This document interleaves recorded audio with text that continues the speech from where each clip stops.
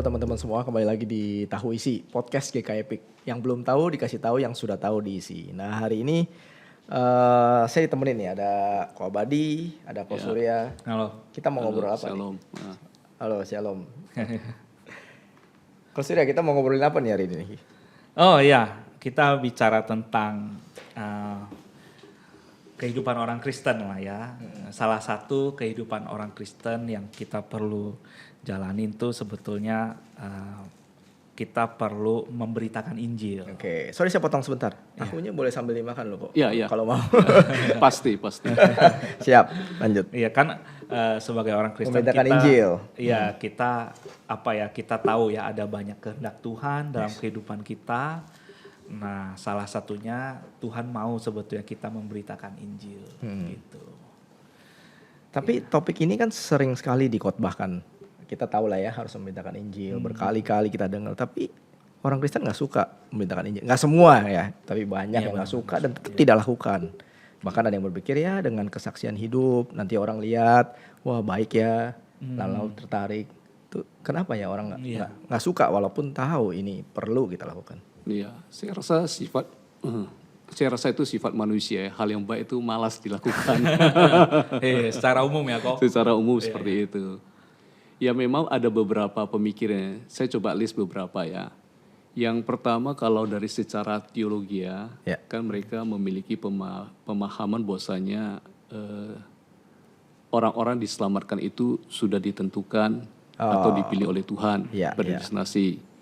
Jadi kalau udah ditentukan, dipilih oleh Tuhan, so untuk apa saya memberitakan Injil? Kalau akhirnya dia selamat ya tetap selamat aja gitu selamat ya. aja kan, nggak usah pakai saya, pakai orang lain juga bisa kan, gitu.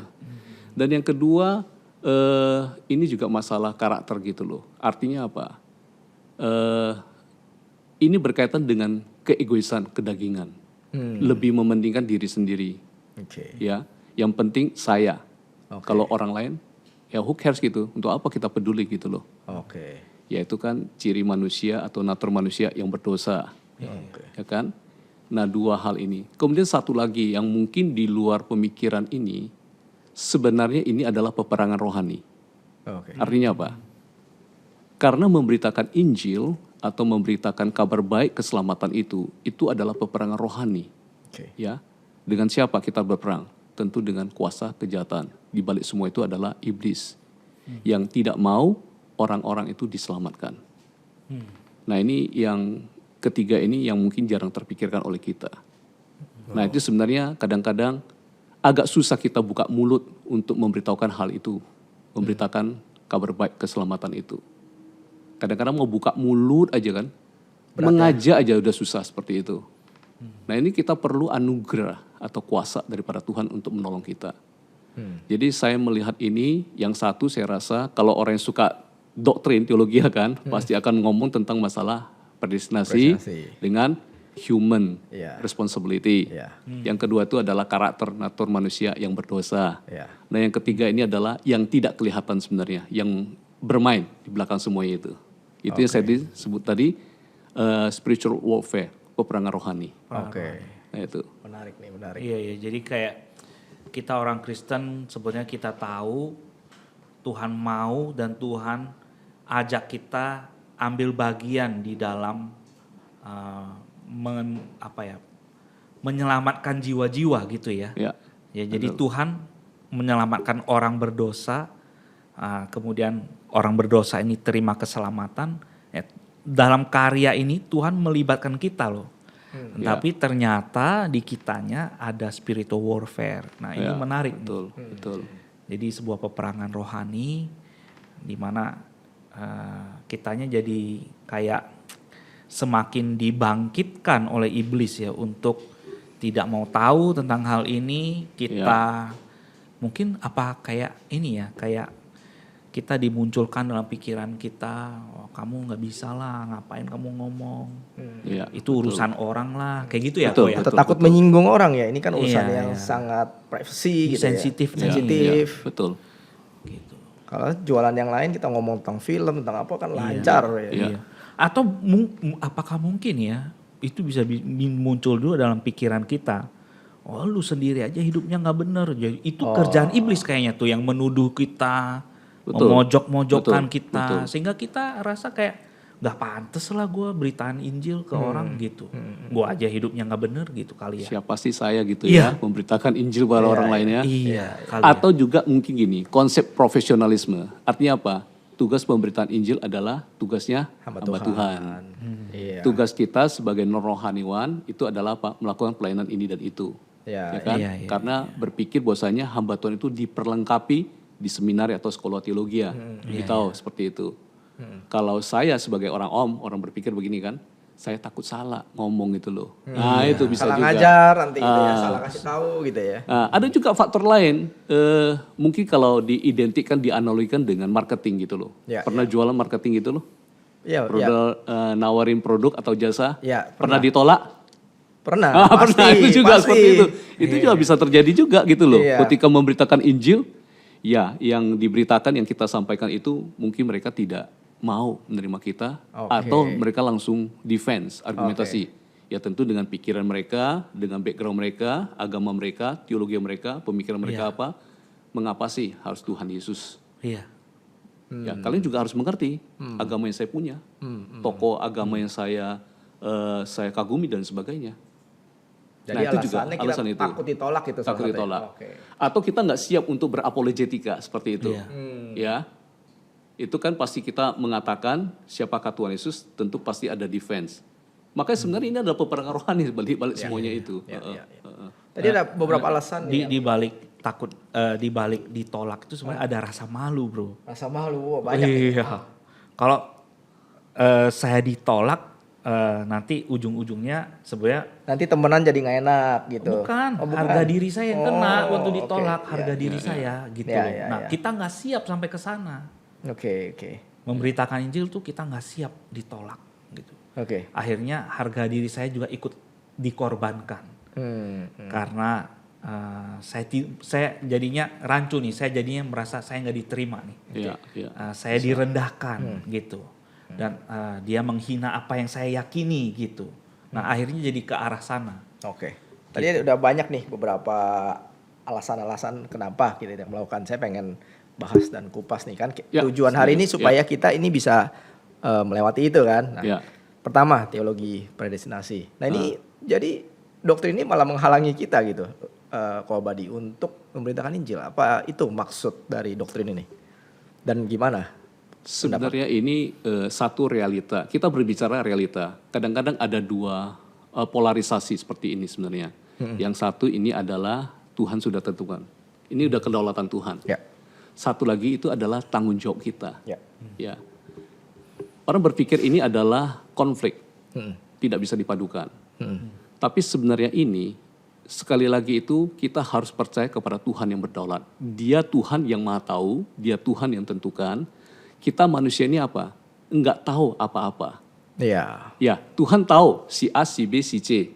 Ini yang dipilih, ini enggak, ini yang dipilih, ini enggak. Kita tahu enggak? Nggak tahu. Kita nggak tahu, justru di situ. Tapi Tuhan mau memanggil kita untuk melakukan pemberitaan Injil ini. Istilahnya apa? Dia mempercayakan kita sebagai rekan pemberitaan Injil.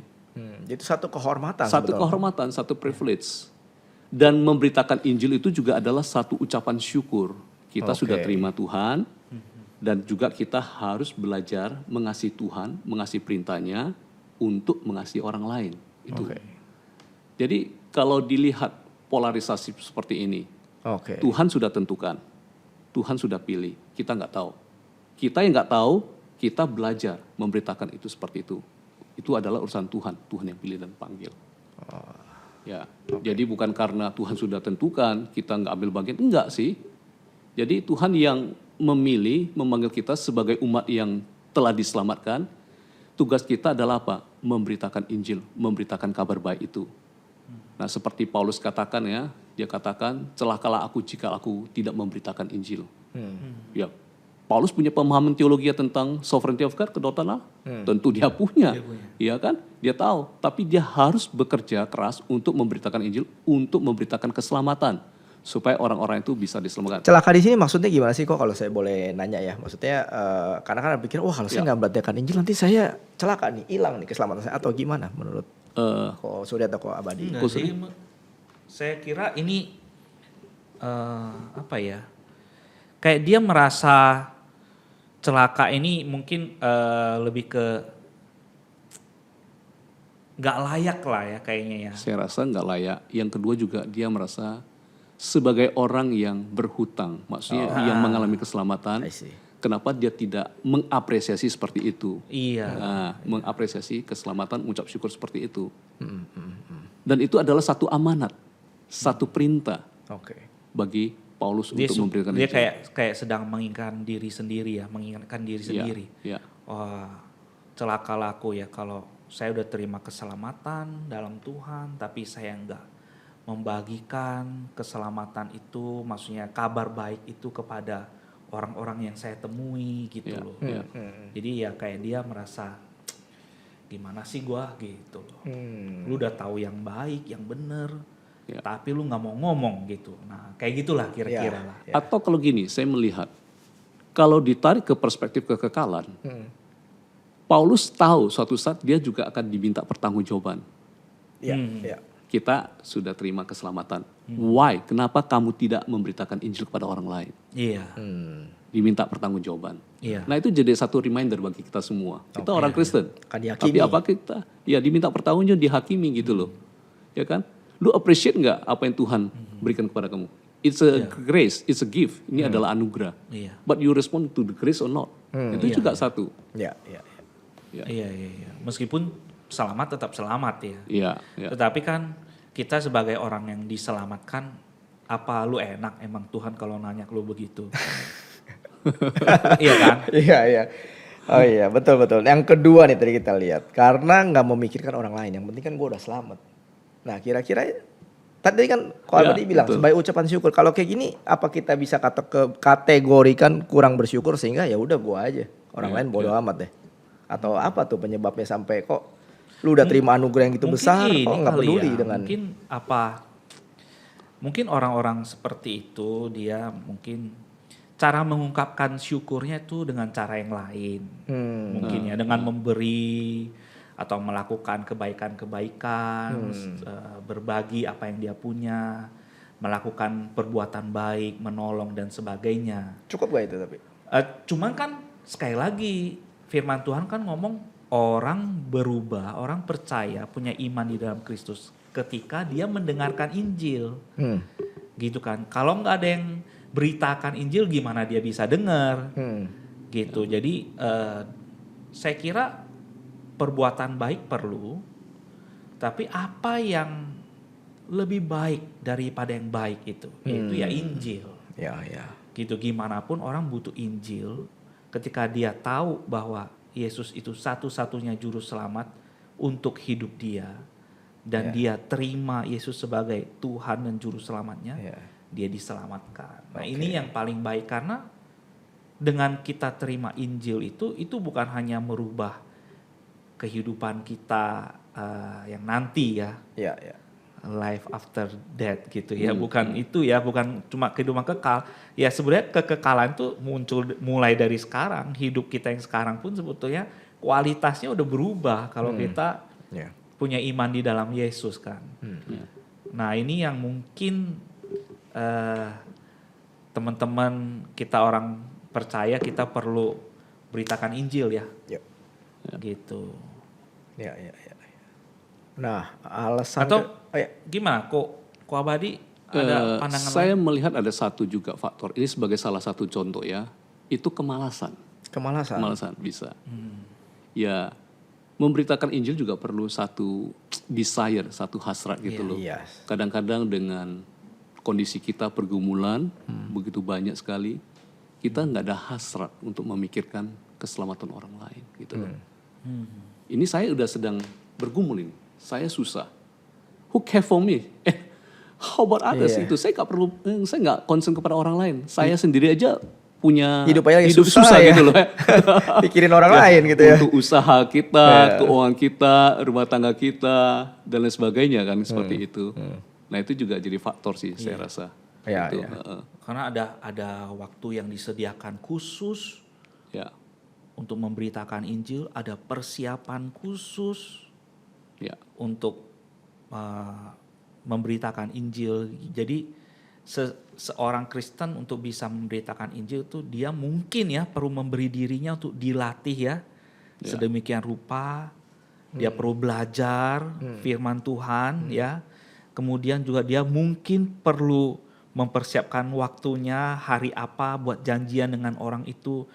Itu a lot of effort gitu. That's why mungkin orang bisa ujung-ujungnya aduh males lah banyak sekali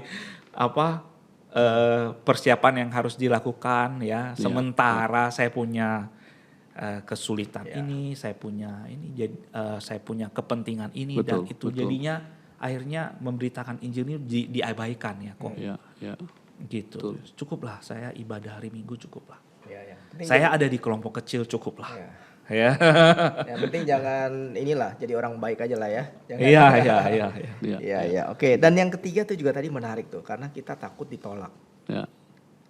Kalau saya udah memberitakan Injil, terus orang nggak mau kan malu tadi atau merasa fail. Tapi merasa fail ini sebenarnya menurut kalian tuh keberhasilan memberitakan itu di mana? Di hasilnya atau di mananya? Keberhasilan ya kita tolak ukurnya. Ya, kalau tadi saya katakan ini adalah spiritual warfare, maka sebenarnya ini kita nggak bisa lakukan dengan kekuatan, dengan intelektual kita sendiri, dengan pengetahuan kita sendiri. Kepada siapa kita bergantung? Kepada Tuhan. Okay. Roh Kudus, Roh Tuhan, itulah yang memampukan kita. Nah, di dalam Alkitab, di dalam kitab Injil, ya kita belajar bahwasanya Tuhan Yesus sudah mengalahkan iblis itu.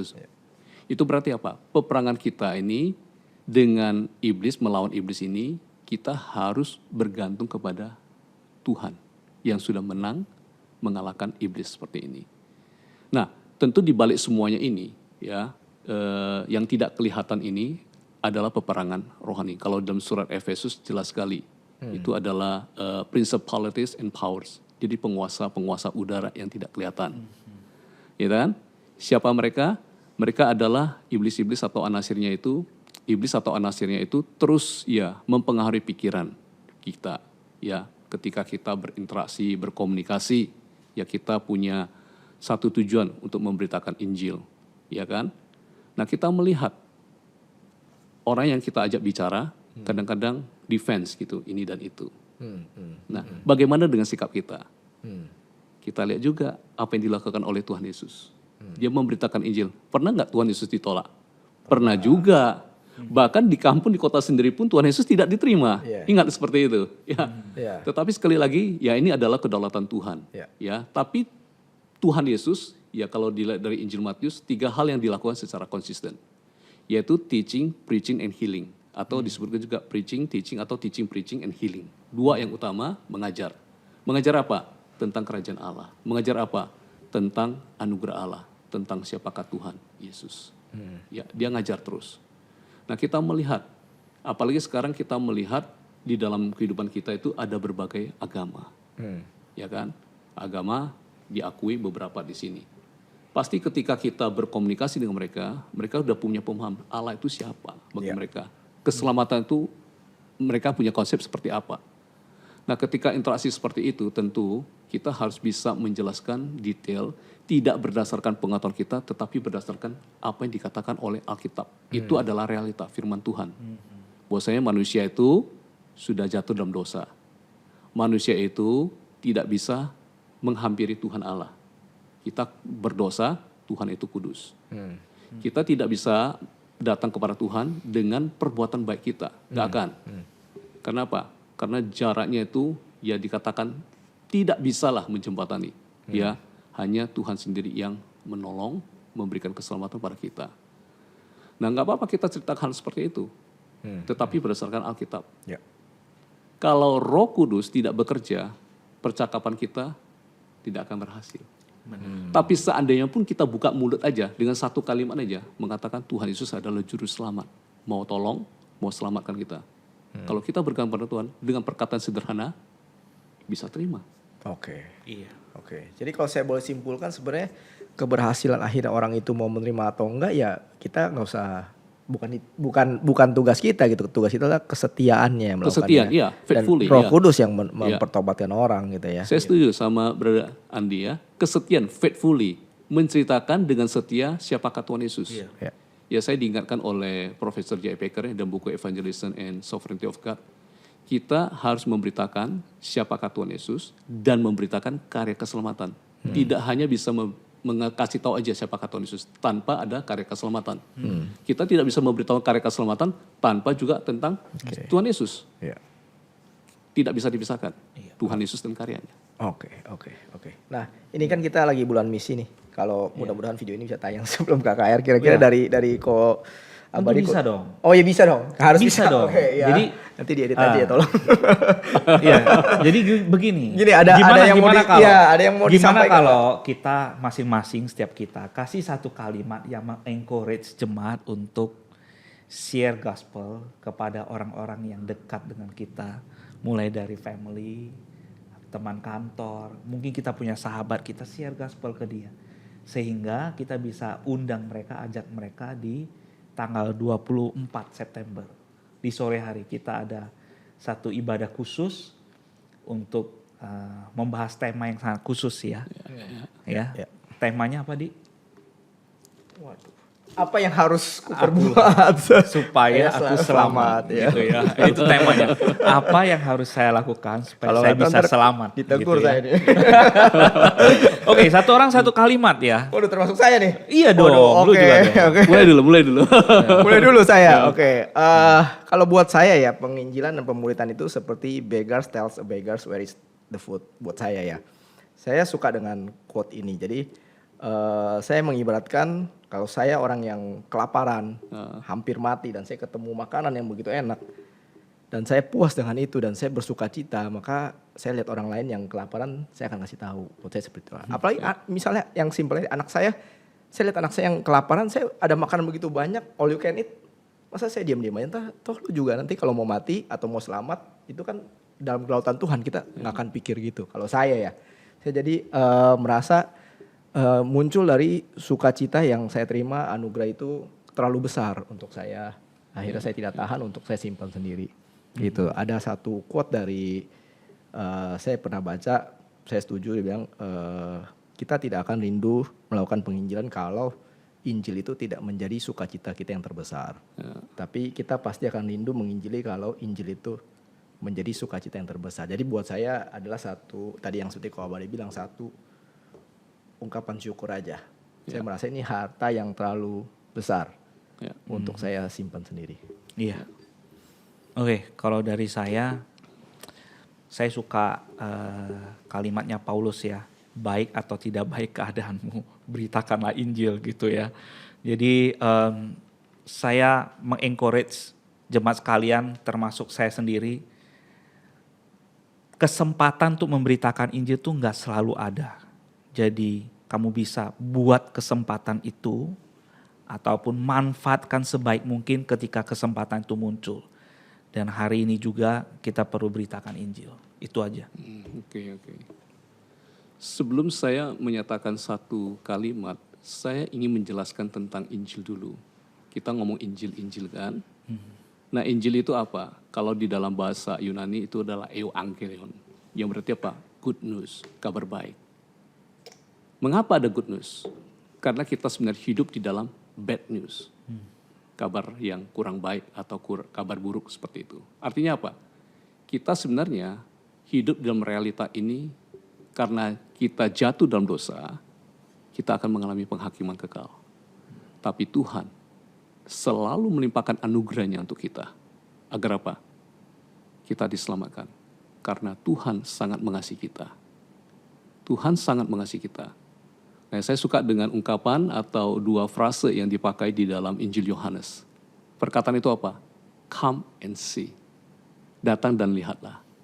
Tuhan Yesus mau selamatkan kita. Amin. Ya. Oke. Oke, thank you Pak Badi, thank you Ko Surya. Iya. Jadi Tahu isinya? Makan ya? makan sambil Oke. makan. Saya mau ini nih jualan kaos dulu. Oh, bukan jualan.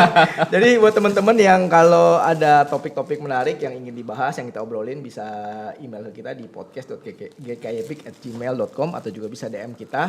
Nah, nanti sekarang ada hadiahnya. Nah ini hadiahnya nih, kaos tahu isi. Nah. Kalau mau gratis seperti saya duduk di sini, Iya. dapat kaos gratis ini. Iya, dua pilihan, kasih pertanyaan atau duduk di sini. Oke. Oke, jangan lupa follow juga Spotify kita, Instagram, dan podcast ini juga bisa denger di YouTube kita GKI Epic ya. Oke, sampai ketemu di episode berikutnya.